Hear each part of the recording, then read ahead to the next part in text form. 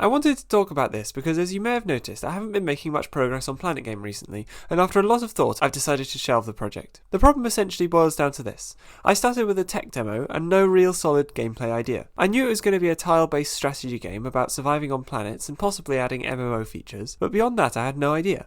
This led to the game feeling really poorly thought out and not really very fun. There's also a more subtle reason, and that is that this was my first big project in C++, and as such I had no idea what I was doing, which led to the codebase being a complete mess. In fact, Planet Game was originally only designed as to be a project to teach me C++, and in that it has succeeded. Well, at least it succeeded in teaching me enough C++ to realise I don't want to be using C++. That's why I ended up rewriting the server in Rust, which resulted in a lot nicer code because I knew what I was doing now, at the expense of taking a long time. The combination of a lack of direction in gameplay, messy code, and getting distracted all contributed to slow progress on the game. And really, the goal of this project was just to have fun, not to make a finished game. That's why I'm not using an engine or using more traditional techniques. I want to do something unique and fun, even if it never gets finished.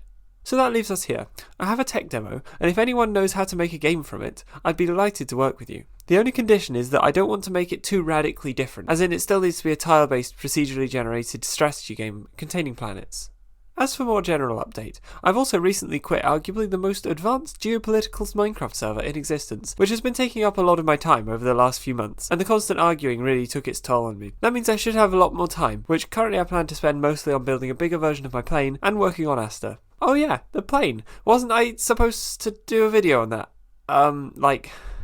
2 years ago? Yeah, I was. I'll get around to that someday. I did actually start writing a script for what would be the next Planet Game video, so I guess here is Planet Game Devlog 7.5. Hey there, it's been a while, hasn't it? I've done practically nothing. In fact, Planet Game is currently even less playable than it was last time. So, remember this? But of course, I had to just go and switch game engines and languages entirely. Wouldn't it be funny? Absolutely hilarious if I did it again.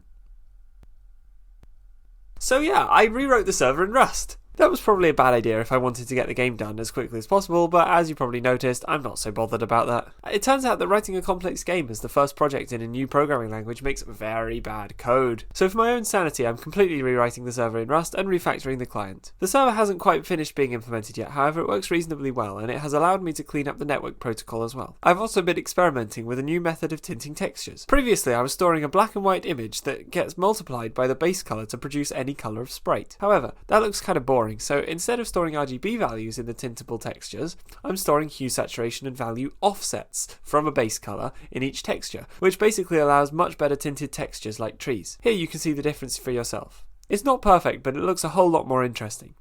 That's all for now. Discord link in the description if you want to get in touch, and I'll see you later, I guess.